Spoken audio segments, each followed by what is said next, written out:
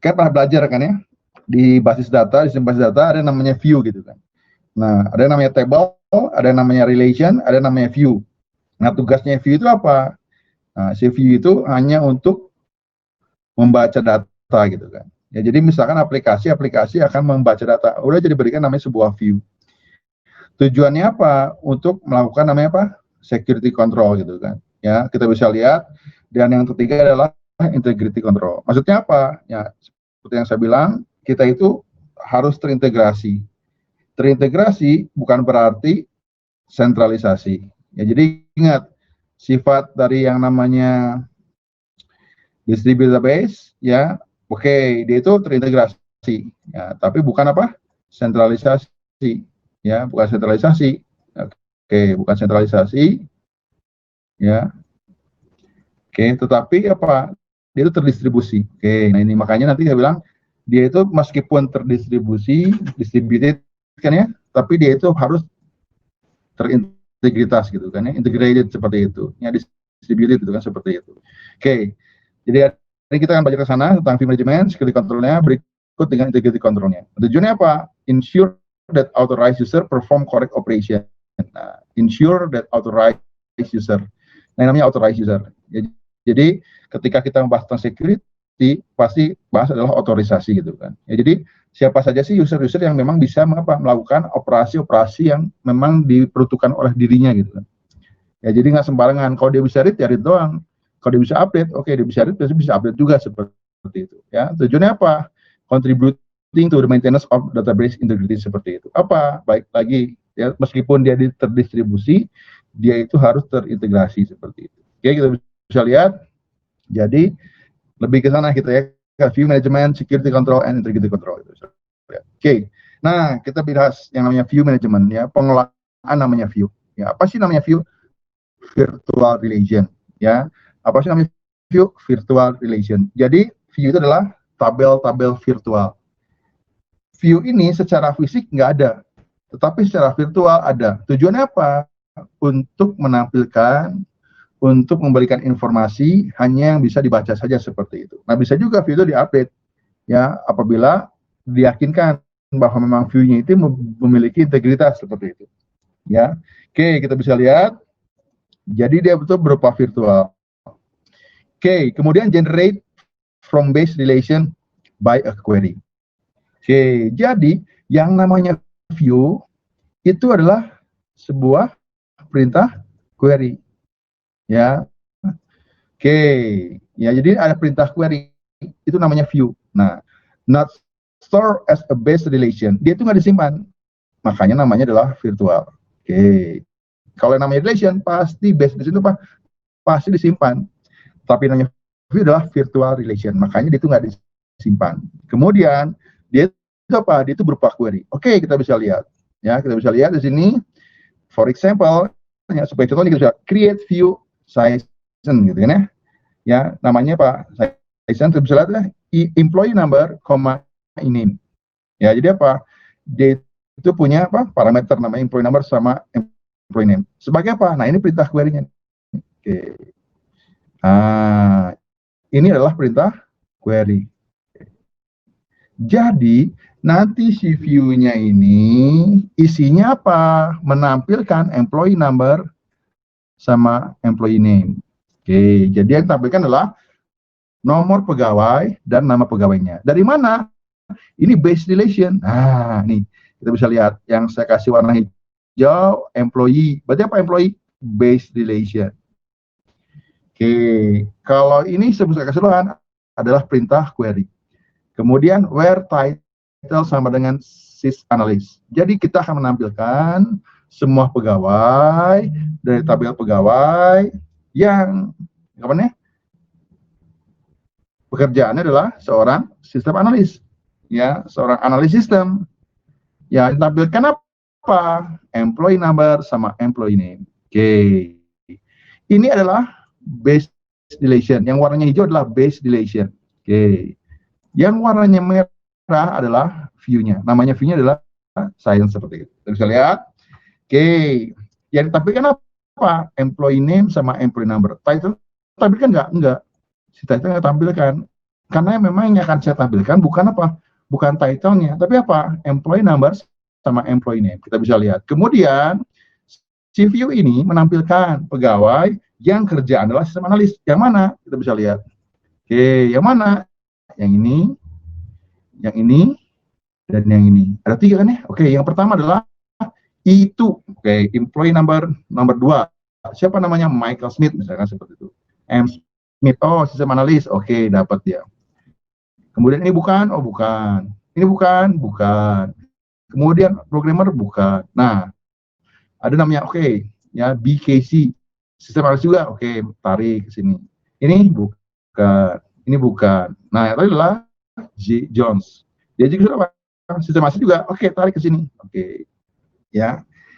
Jadi baik lagi, ya ini kan mengingetin ya, kita kan udah pernah belajar lah bikin namanya view, create view kan, waktu belajar basis data justru di awal-awal.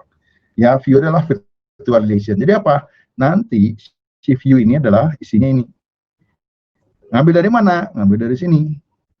Disimpan nggak ini? Enggak. Yang disimpan adalah query-nya. Seperti itu. Oke, itu namanya view. Oke, ini kalau di database biasa memang seperti itu. Nah, kita bisa lihat ya, ini namanya view gitu. Oke, view juga bisa dimanipulasi ya ketika dia itu datang dari base relation. Ya, kita bisa lihat. Ya, bisa juga dibuat sebagai sebuah base relation. For example, kita bisa lihat select name, employee name, project number gitu kan ya. Sama siapa, resipiennya siapa gitu kan ya, seperti itu. Oke, dari tabel apa? Oh, dianggap sebagai namanya base relation, kita bisa lihat. Tadi kan saya sudah bikin view. View-nya apa? Warna merah ya. View-nya apa? Ini view-nya kan yang tadi kita buat ya. Oke, digabungkan dengan base relation namanya assignment. Oke, assignment. Kita bisa lihat. Ya, digabungkan. Jadi saya mengambilkan employee number dari sini, project number-nya dari sini, dan recipient dari sini. Oke. Nah, where employee number sama dengan assignment employee number. Ini kan buat apa? Join kan ya? Ya, join. Oke, jadi view juga bisa dianggap sebagai sebuah base relation. Dianggap, tapi bukan aslinya bukan base relation, tapi dianggap sebagai base relation. Artinya apa? Dipakai juga di query-query lainnya seperti itu. Oke, kita bisa lihat. Oke, nah contohnya seperti ini kita bisa lihat. Namanya query modification. Bisa juga, ya. Sebuah query mengekspresikan sebuah view. Kemudian diekspresikan dari apa? Dari base relation-nya. Oke, kita bisa lihat. Jadi ada 2 buah query. Ini ekivalen. Ini ekivalen seperti itu. Oke. Jadi apa ekivalen itu menghasilkan output yang sama. Ya, oke. Ini apa? Jadi si ini query yang pertama, ini query yang kedua, dia itu ekivalen. Oke. Ya. Ekivalen inilah namanya. Jadi nggak sama persis, bukan sama, tapi ekivalen seperti itu. Jadi apa? Ini sama ini hasilnya akan sama ini. Oke, yang pertama dia mengambil sebuah query dari view. Nah, yang kedua ini bukan view, tapi dari apa? Base relation, dari tabel yang sebenarnya. Kalau ini dapat dari view. Nah, kenapa sih pakai view? Kalau kita bisa lihat, ini bukan tabel yang sebenarnya kan? Dia itu nggak disimpan. Artinya apa? Dia lebih aman nggak? Oh, lebih aman. Kenapa? Dia kan cuma dibaca doang. Dia baca. Bukan apa relasi yang sebenarnya seperti itu. Nah, ini terjadi seperti itu. Nah, ini kita bisa lihat, inilah keunggulan dari view ya, virtual relation seperti itu. Oke, kita bisa lihat. Oke, kita bisa lihat. Sampai sini yang bertanya tentang view? Halo, ada yang bertanya nggak? Belum, ada? Pak. Belum. Oke, kalau belum kita lanjut. Oke. Nah, di sini namanya view management, kita bisa lihat. Jadi to restrict access, itu saya bilang dia lebih secure, lebih aman. Kenapa? Jadi ketika kita bikin namanya view, dia itu apa? Menampilkan data. Ketika menampilkan data, dia cuma di-read doang. Kalau orang cuma bisa baca, nggak bisa nulis kan? Lebih aman dibandingkan orang ketika kita ngambil dari base relation, berarti kita ngambil ke base relation ya. Nah, bahayanya apa? Ya orang bisa masuk ke situ. Nah, kenapa dia bikin view apa? To restrict access. Nah, untuk apa? Menutup yang namanya akses. Akses ke mana? Manipulasi data. Data manipulation language seperti itu. Oke. Query apa? Select bintang from exam. Nah, jadi apa? Langsung aja ke si view-nya. Sebab si view itu lebih secure. Kenapa? Kan dia itu virtual relation. Kalau namanya virtual, ya kan nggak apa-apa dia. Kenapa? Karena dia nggak masuk ke apa? Data fisik, nggak ke data store-nya, tapi lebih ke virtualnya. Jadi aman, secure. Kenapa? Yaitu untuk membatasi akses. Ya, seperti itu. Ini kita bisa lihat. Nah, bisa juga ternyata apa? Si view itu di-update. Ya, view itu bisa di-update juga. Nah, ketika di-update seperti ini, kenapa yang di atas bisa di-update coba? Ada yang tahu nggak? Kenapa yang di atas bisa di-update, yang di bawah nggak bisa di-update? Ada yang tahu nggak? Ingat nggak waktu kalian belajar kuliah basis data dulu? Database. Kenapa yang di atas bisa di-update, yang bawah nggak? Oke, kita bisa lihat. Yang di atas, oke, dia kan virtual relation. Ya, dia adalah sebuah query yang mengambil langsung ke base relation. Kenapa yang di atas sudah diupdate? Kita bisa lihat. Ya, oke, kita bisa lihat. Dia diambil dari satu relation. Nah, karena dia diambil dari satu relation, lebih bisa diupdate. Tapi kalau yang ini, ada employee, ada assignment. Dia dari dua buah relasi. Ya, they from two relations. Ya, jadi berdasarkan dua buah relasi. Yang satu bisa diupdate, yang atas kenapa? Karena satu. Kalau ini berdua, kalau dua itu apa nanti? Nah, ini nggak sembarangan. Ketika ini diubah, bisa berdampak ke yang lain. Nah, ketika itu jadi dependensi. Ketika dependensi, oke. Sulit untuk menjamin data ini berintegritas seperti itu. Ya, kalau yang atas bisa karena pada dari satu relation. Kalau ini di dua relation seperti itu. Oke, kita bisa lihat. Ya, ini yang view update-nya. Oke, nah di dalam yang namanya Distributed Database Management System di DBMS ya, Distributed Database Management System, pengelolaan view kita bisa lihat ya, view itu bisa berupa apa? Turunan dari yang namanya fragment. Nah, kita belajar waktu kita belajar di sesi yang pertama kayaknya tentang namanya fragmentasi. Ya, pertama dan kedua pernah dibahas kan di pertemuan yang kedua, terutama yang kedua ya, tentang pendekatan top down and bottom up. Ya, ada namanya apa? Jadi si view itu datang dari namanya fragment-fragment.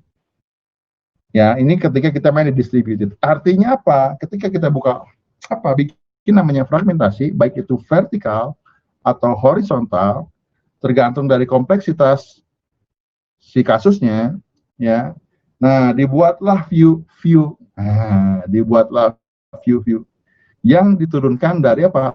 Fragmen-fragmen yang ada. Artinya, bisa saja view itu mewakili fragmen atau view itu mewakili sebagian dari fragmen itu sendiri. Oke, yang kedua, Pak, view definition storage should be treated gitu kan ya, as database storage. Oke, meskipun dia berupa virtual relation, dia itu harus diperlakukan seperti data store, ya, as database storage.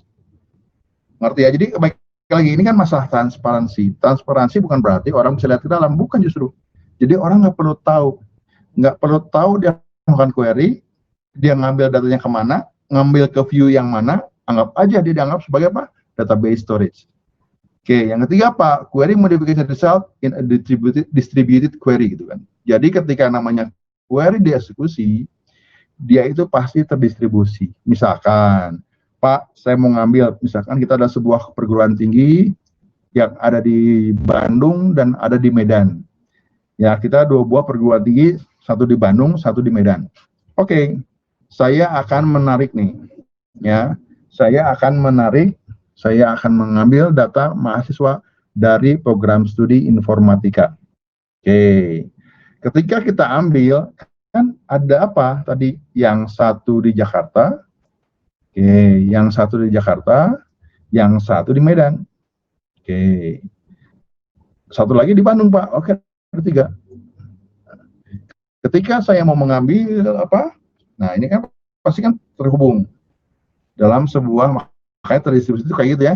Jadi ada 3 buah database yang berbeda. Satu di Bandung, satu di Medan, satu di Jakarta. Ketika kita di Bandung apa? Database apa? Mahasiswa di Bandung. Jakarta, mahasiswa Jakarta.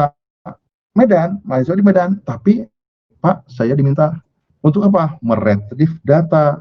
Dari mana? Dari kampus ini. Mahasiswa yang mengambil program studi informatika. Di sini ada nggak? Oh, ada Pak. Di sini ada. Di sini ada. Nah, berarti ketika saya mau mengambil mahasiswa informatika, berarti query-nya pasti terdistribusi. Maksudnya apa? Ketika query ini di execute, berarti dia itu ngarik ke sini, narik juga ke sini, narik juga ke sini. Oke.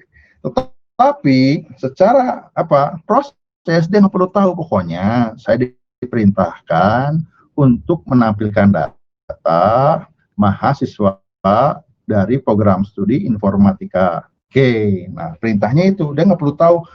Pokoknya nanti di sini oh di sini adalah distributed database management system, di mana ini ke sini dulu, ini ke sini dulu, ini ke sini. Ya, kita bisa lihat seperti itu. Oke. Jadi nanti ini apa? Ini mau ke sini aja sendiri, langsung nggak perlu ke sini ke sini. Siapa yang ke sini? Nanti dia yang menarik, dia yang menarik, dia yang menarik, dia yang menarik. Nah, itulah namanya apa? Distributed database management system. Ya. Nah, kemudian view evaluation might be costly if base station are distributed. Nah, baik lagi. Ketika kita ngambil data di Bandung, pasti beda ketika kita ngambil data di Jakarta. Ketika masuk di Medan, beda pulau. Nah, ketika kita masuk ke distributed, pasti ada apa? Cost. Cost-nya itu bukan sekedar database, kita belajar kemana, gimana caranya melakukan query itu biar lebih cepat. Oke, mengurangi join. Jangan seperti itu ya. Nah, tapi di sini kan baik lagi. Karena dibagi ke dalam beberapa fragmen, kita melakukan join seperti itu. Nah, kemudian nggak sekedar cost-nya bukan sekedar itu, tapi ada transportasi, communication. Oke, ada apa? Komunikasi data. Ini kan lewat jaringan. Ini lewat jaringan. Ketika lewat jaringan, pasti apa? Ada biaya apa? Transportasinya.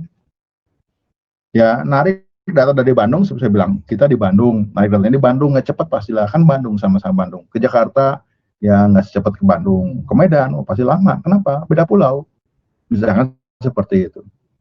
Ya, nah ini kita bisa lihat. Makanya yang pertama itu, balik lagi ada fragmentasi. Makanya saya bilang pada saat kalian tadi bahas, tentang namanya rencana kalian, tentang tugas besar, please ya, kalian sudah memikirkan juga fragmennya seperti apa.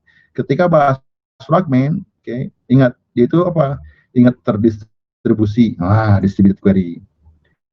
Ya, makanya kalau bisa apa, nggak mungkin di satu lokasi yang sama. Misalkan kita punya pabrik manufaktur, yang satu di Padalarang, ya, yang satu lagi di mana? Oke, di Majalaya, satu lagi mana? Di Dayakolot. Nah, ini kan sini dekat kan, tapi ke Padalarang jauh. Nah, gimana caranya biar semua itu tergabung? Nah, buktilah namanya distributed database. Oke, kalau sentralisasi, baik lagi kan yang dibahas dari distributed database adalah ketersediaan, reliability. Ya, availability, reliability. Ya, ketika ini down, tetap bisa jalan. Ini nyala. Ya, apa? Karena melakukan replikasi. Jadi ketika salah satu down, nggak masalah. Masih ada apa yang di Majalaya sama yang di Dayakolot. Ketika Dayakolot, gimana kalau down semua yang masuk kebayang ya? Makanya kenapa dibuat biasanya kalau server itu di Jakarta sama Surabaya. Kenapa nggak ke Kalimantan, kenapa nggak ke Sumatera gitu kan? Kalau nggak sama Singapura gitu kan? Karena kalau ke Sumatera sama Kalimantan sering mati lampu. Kalau mati lampu kan lama. Kalau lama ya servernya mati. Makanya kenapa Indonesia suka punya server di Singapura. Kenapa? Secara infrastruktur mereka itu menjanjikan. Makanya kadang servernya itu satu di Singapura, satu di Jakarta. Satu lagi misalkan apa di Surabaya. Ya, jadi ketika server Surabaya down, ada Jakarta. Ketika Jakarta down, ada Singapura. Ya, dan lain sebagainya. Kalau mati semua ya bisa saja terjadi kan. Tetapi kan jarang sekali terjadi. Tapi kalau mati salah satu ya mungkin dimungkinkan ya. Maka ada backup seperti itu. Makanya reliability sama availability seperti itu. Oke, kita lihat static view.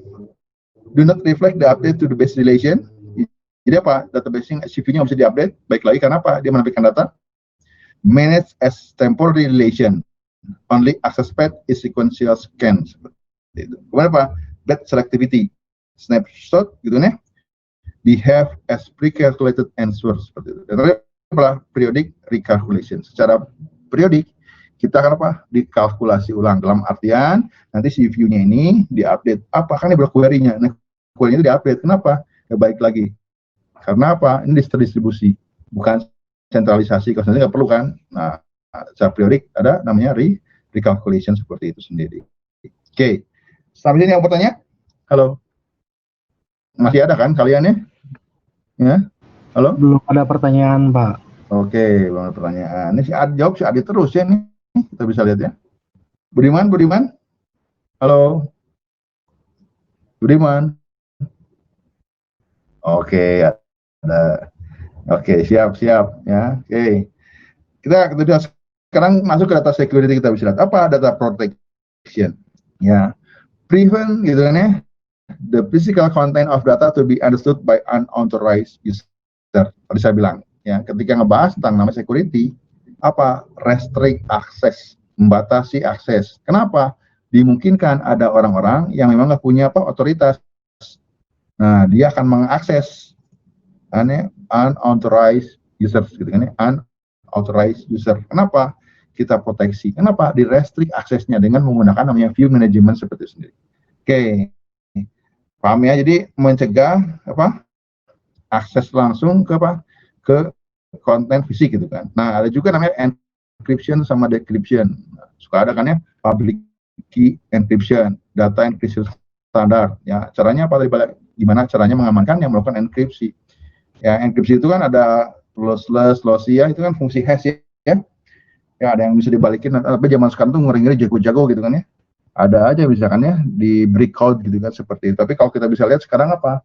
Contohnya yang namanya token-token e-banking itu kan luar biasa itu kan. Itu kan di enkripsi, dekripsi ya. Itu luar biasa, itu di random sedemikian rupa dan sulit. Kalau udah dibobol bisa dibobol, tapi udah keburu ganti kuncinya, itu gila ya. Itu dahsyat banget. Sama ini encryption and decryption seperti itu sendiri. Kemudian authorized control gitu. Jadi kan unauthorized usernya, ini authorization control gitu kan. Gimana caranya mengendalikan otorisasi itu sendiri ya.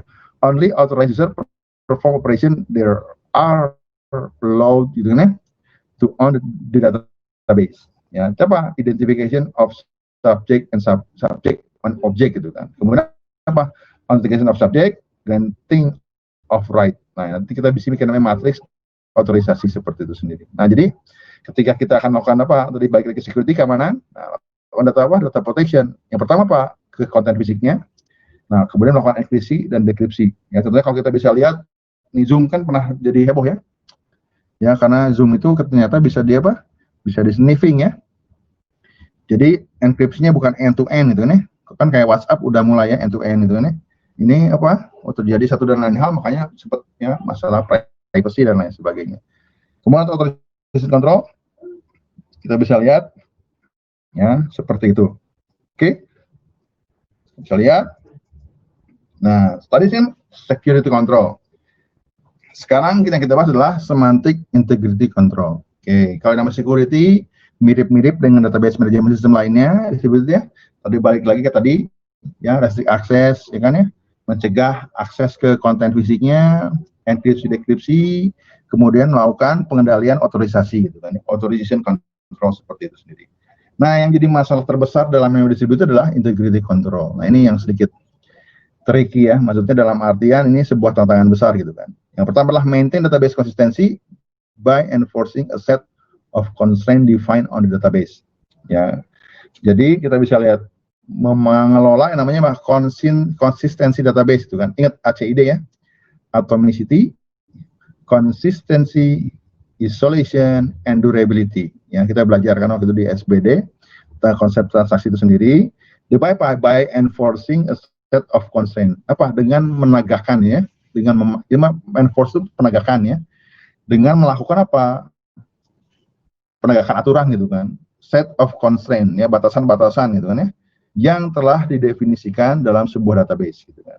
Oke, constraint-nya bisa berupa apa? Yang pertama adalah structural constraint, basic semantic properties inherent gitu nih, yang diambil dari apa? Itu data model. Contohnya apa? Unique key constraint constraint in relational model. Jadi apa? Ada apa? Kunci-kunci unik. Primary key, foreign key, secondary index, ya, dan lain sebagainya. Ya, jadi apa? Ini tentang structural constraint. Jadi apa? Kita harus lihat nih. Dengan apa? Melihat constraint-constraint yang ada harus dipenuhi. Kalau nggak mau gitu kan, seperti itu. Nggak boleh. Karena kalau dilanggar, bahaya. Kenapa? Akan terjadi inkonsistensi seperti itu.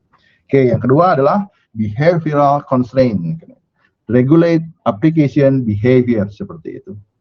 Oke, kita bisa lihat ya di sini kita bisa lihat ya apa behavioral constraint seperti itu. Ya, regulate application behavior. Ya, contohnya apa? Dependency in relation model.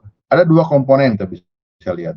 Ada integrity constraint specification, ada integrity constraint enforcement. Oke, ada structure kan bilang constraint-nya dua, structural and behavior. Ya, kemudian komponennya ada dua komponen ya untuk melakukan pengendalian integritas, integrity control. Yang pertama adalah integrity constraint specification. Jadi apa? Ada spesifikasi dari si batasan di mana saja itu berintegritas.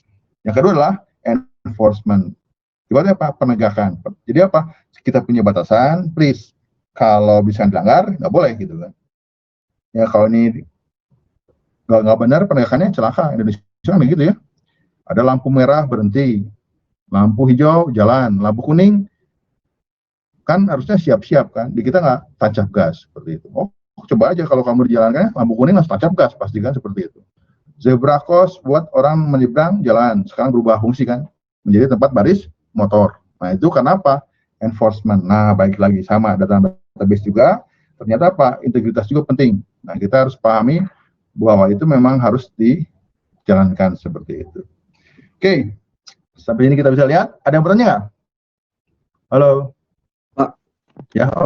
Oke. Yang struktural tadi constraint ini berarti kandidat kita masuk ya Pak? Ya, seperti itu. Betul. Ya, kandidat ini kan calon-calon kuncinya kan ya? Iya Pak. Seperti itu. Bisa seperti itu juga. Kamu masih ingat Markus? Luar biasa nih. Masih ya Pak. Wah, mantap. Oke. Sampai ini yang bertanya? Oke, bisa lihat ada structural and behavioral, ada dua komponen, specification and enforcement seperti itu. Ya. Nah, kita bisa lihat. Nah, ada yang namanya gimana sih caranya dengan melakukan prosedural. Control embedded in its application program. Oke, jadi si kontrolnya disimpan di program aplikasinya. Ngerti ya? Jadi sangat bergantung ke mana? Ke program aplikasinya. Oke, yang kedua Pak, deklaratif. Nah, deklaratif apa? Assertion in predicate calculus. Easy to define constraint. Ini enaknya deklaratif. Ya, tapi kalau yang namanya prosedural kan, ingat prosedur kadang berubah-ubah. Nah, enaknya apa? Ya tarik lagi kalau di embedded di masing-masing program aplikasi yang menyesuaikan dengan apa? Dengan behaviornya, dengan culture, ya dengan apa? Budaya ya masing-masing yang ada di si database-nya gitu kan. Oke. Kemudian deklaratif, assertion in predicate calculus. Ya, kita bisa lihat. Kemudian easy to define constraint. Ini secara deklaratif kita bisa lihat. Definition of database consistency clear gitu kan ya. Yang terakhir inefficient to check assertion for each update. Ya, jadi apa? Ada keterbatasan. Ya, limit the search space-nya. Decrease the number of the access assertion, preventive strategy sama checking at compile time. Ya, seperti itu. Jadi apa? Inefficient to check assertion for each update seperti itu sendiri. Oke. Nah, ini kita bisa lihat constraint specification language. Nah, di sini kita main ya. Gimana caranya melakukan apa? Enforcement sama specification. Nah, di sini kita bermain di specification language-nya gitu kan. Oke.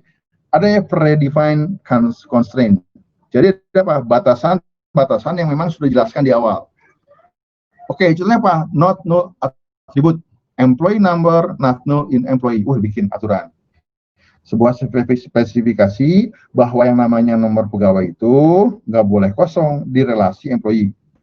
Oke, yang kedua apa? Unique key. Unique key, ingat ya, jadi ada key yang unik. Biasanya key yang unik ini jadi primary key, tapi nggak semua unique key jadi primary key, hati-hati. Ya. Oke, kalau unique key, oke, jadi primary key. Oke, bisa kita bisa lihat. Employee number, project number unique in assignment. Oke, ini apa namanya, masih ingat nggak? Saya masih ingat, hebat nih. Dit, Feral, masih ingat nggak ini apa nih? Composite key. Oke, betul. Good. Ya, good. Ya, apa? Composite key. Ya, kita bisa lihat. Good ya, composite key. Jadi ini primary key. Oke, primary key-nya multi column. Oke, good. Ya, Adit masih ingat ya. Kemudian foreign key. Jadi project number in assignment ini namanya predefined constraint. Nah, oke. Jadi ada batasan-batasan yang memang di predefined. Artinya apa? Dijelaskan di awal seperti itu. Ya, predefined constraint. Jadi ada batasan-batasan yang memang sudah jelas di awal. Saya sebut ini. Oke, ini nggak boleh. Itu boleh. Dan lain sebagainya. Ya, kita bisa lihat ada foreign key, kemudian namanya functional dependency, kita bisa lihat seperti itu. Oke. Ada yang belum absen nggak ini? Belum rekam keadaan nggak? Saya Halo? Pak. Aduh, bentar-bentar ya. Saya inap dulu, takutnya kebutuhnya bentar ya. Oke Pak. Bentar-bentar ya ini. Kita bentar ya. Sorry ini. Saya takut kelupaan, saya suka lupa. Oke, bentar-bentar. Bentar, saya suka lupa.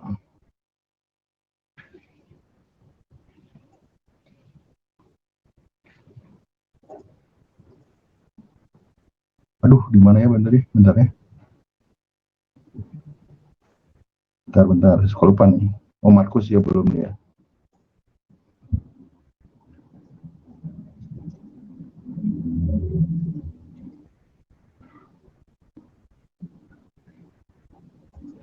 Sebentar ya.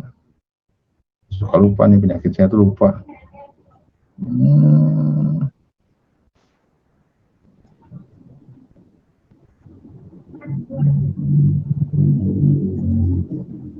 Bentar ya, sorry ya.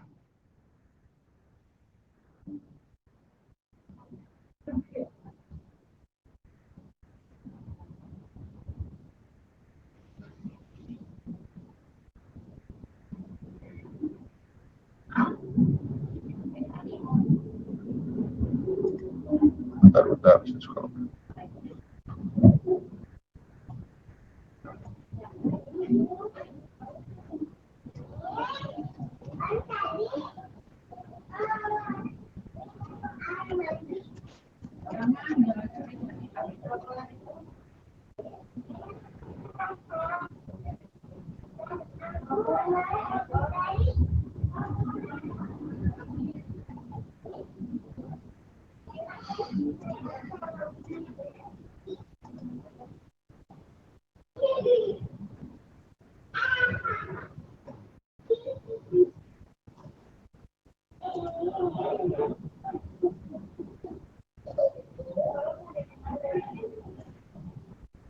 Oke, balik di sini ya. Sorry ya, tadi ada sedikit saya suka lupa gitu kan. Ada predefined constraint, jadi ada batas-batasan yang memang sudah dijelaskan di awal gitu kan.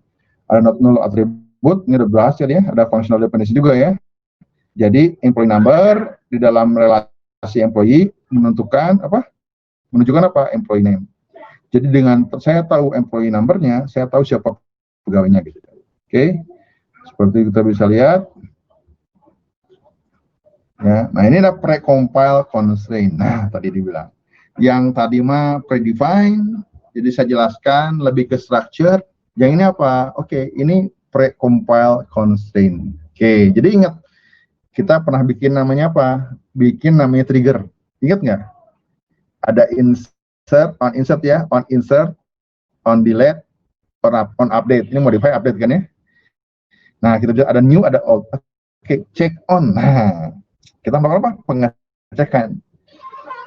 Makanya ada before the after nih, kerasa banget di sini. Dulu biasanya kalau waktu kita bikin trigger di kuliah SBD ya, sebelum UTS kan pada, waduh, ini apa bedanya after sama before? Nah, kerasa banget. Kalau di sini kerasa banget nih. Ini namanya precompile constraint. Batasan-batasan memang apa? Sebelum dieksekusi saya cek dulu nih. Nah, ini namanya assertion. Apa? Ada satu batasan yang harus dicek. Makanya check on relation when. Nah, check on relation when. When apa? Update, when insert, when delete. Ya, seperti itu. Nah, ini kemudian ada qualification. Apa yang menjadi syaratnya gitu, kita bisa lihat. Ya, contohnya kita bisa lihat check on project. Oke. Saya melakukan pengecekan dicekkan ya di relasi proyek. Ceknya apa? Budgetnya kan ya harus di antara berapa? 500.000 US dollar sampai 1 million, 1 juta US dollar. Nah, ini domain constraint. Ada juga domain constraint on deletion. Ini kan domain ya, jadi apa? Jadi check on project when delayed, budget sama dengan 0. Jadi apa? Dicek di projectnya. Ketika di delete, apa? Budgetnya sama dengan 0. Jadi saya akan hapus semua project-project yang budgetnya sama dengan 0. Ada juga nih yang lebih ini sulitnya, transition constraint. Jadi yang pertama itu kan tinggal domain constraint. Jadi ketika itu isinya harus ini nih. Jadi budget itu harus di antara 500.000 US dollar sampai 1 million US dollar. Kalau dimasukin 2 juta nggak mau, dimasukin 0 nggak mau, dimasukin 100 nggak mau, harus di antara ini gitu. Ini domain. Jadi nilai-nilai yang mau diizinkan. Kalau domain constraint on deletion, jadi apa? Ketika saya delete apa yang budgetnya sama dengan 0. Oke, ini domainnya. Nah, yang ketiga adalah transition constraint. Check on project. Saya ngecek ya di relasi project new budget gitu kan ya, new budget lebih besar dari old budget. And new project number sama dengan old project number. Saya cek ada perubahan nggak nih? Ya, ada perubahan nggak apa? Perubahan budgetnya. Ya, harusnya apa? Ya harus lebih besar dong, masa lebih kecil gitu kan ya. Ya. Jadi apa yang project nomornya sama nomornya, kenapa perubahannya terjadi gitu kan seperti itu. Apa yang terjadi? Kan ada budget lama, budget baru nih, budget barunya lebih besar dari budget lamanya. Ya, jadi yang terjadi itu pre-compile constraint seperti itu. Masukkan itu. Ada juga general constraint. Nah, ini general constraint. Check on employee kan E1 adalah employee, E2 adalah employee. Employee name sama dengan employee to name. If employee name sama dengan employee number gitu kan ya, seperti itu. Nah, ini kalau ini lebih ke general constraint, dia predefined, precompile sama general constraint. Ya, kalau general constraint itu emang apa? Constraint-nya yang umum. Yang umum punya kita bisa lakukan namanya penyesuaian. Ya, constraint that must always be true. Jadi harus dipenuhi. Kalau dipenuhi nggak akan lakukan. Formula of Taylor relation calculus where all variable are quantified. Ya, seperti itu. Jadi apa? Ini dieksekusi ya ketika apa? Ketika semua ini dipenuhi. Kalau dipenuhi, stop. Ya, seperti itu. Oke. Ini yang constraint specification language. Nah, sekarang kita bahas tadi integrity specification. Nah, sekarang adalah integrity enforcement. Oke, penegakan. Ada dua teknik. Ada deteksi, ada prevensi. Yang deteksi, saya mendeteksi dulu. Ya, oke, apa yang terjadi? Execute update U. D, kan ya? Menentukan DU. If DU inconsistent, then compensate DU dengan DU aksen. Else, undo. Nah, ya, DU lebih besar dengan DU. Ya, jadi kalau misalkan terjadi apa inkonsistensi, dideteksi ya, dan compensate gitu kan, DU sama dengan DU aksen gitu kan. Ya turunannya. Else, undo, DU kan ya, lebih besar. DU sama dengan, kan berubah ya, dari DU-nya berubah jadi D seperti itu. Dibalikin lagi kan seperti itu. Oke. Nah, kalau prevensi, nah ini execute U ya, DU only if DU will be consistent. Nah, ini deteksi, ini prevensi.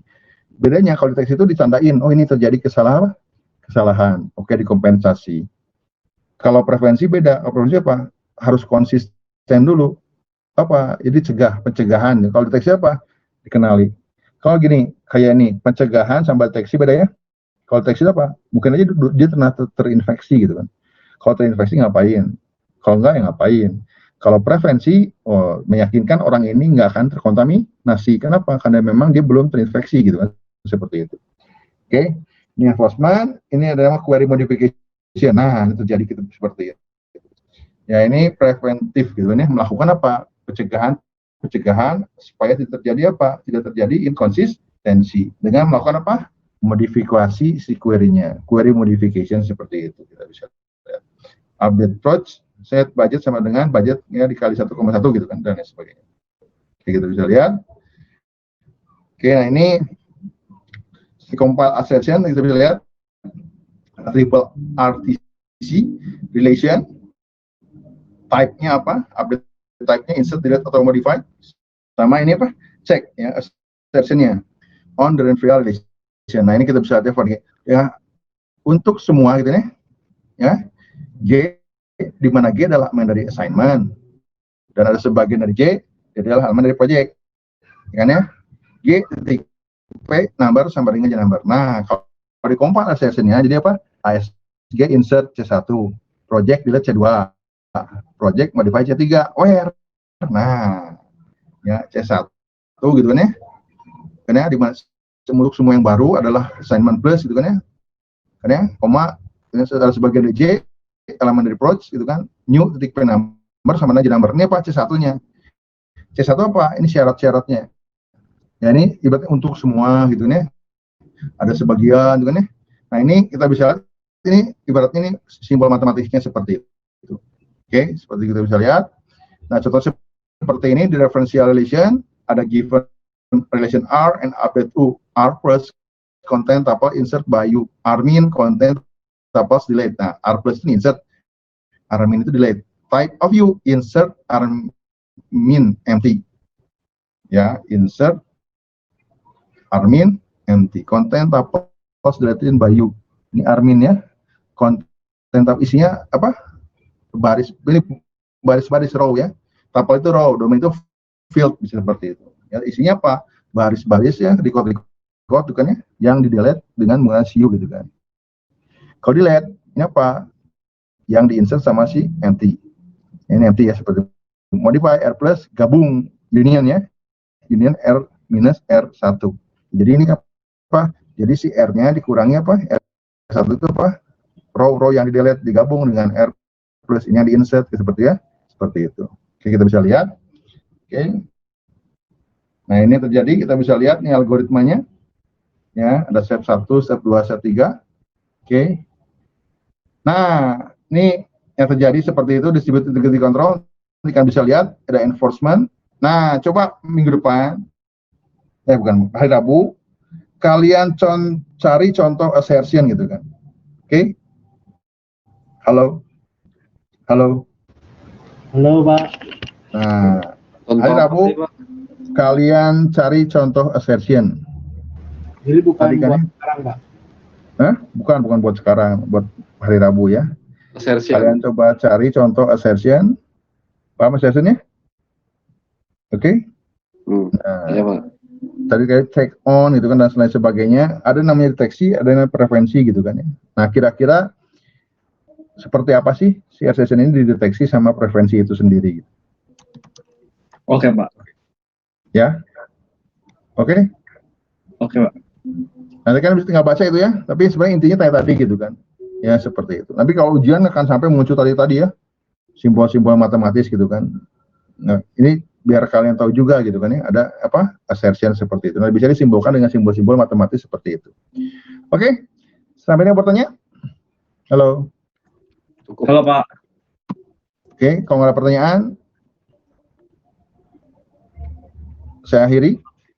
Ada pertanyaan nggak? Enggak Pak. Oke. Vero. Oke, kalau nggak ada, Budiman nanti tolong ini ya. Terima kasih si Budiman nih, aduh baik hati sekali. Tapi kamu kalau lagi ujian, aduh rumah kayak aneh-aneh wae, Budiman mah benar serius ya. Makan lah, pakai bantal, aduh. Lu kamu tahu nggak itu tadi dipantau? Aduh, kamu Budiman mah kacau kamu mah. Si Markus tuh yang berubah, bagus tuh Markus sekarang hebat. Ya, oke. Nathan yang diam-diam, Nathan dari dulu diem, Nathan ya. Ya Pak. Oh ada si Nathan lagi. Oke. Nathan fokus Pak, fokus. Fokus sekarang ya. Si Kevin yang rajin sekarang ya. Iya Baru Pak. ketemu kita seperti itu. Oke, kalau ada pertanyaan ya, sampai ketemu hari Rabu ya. Cari contoh assertion ya, deteksi dan prevensi. Oke? Oke Pak. Oke, sampai ketemu hari Rabu ya. Ya Pak. Yuk,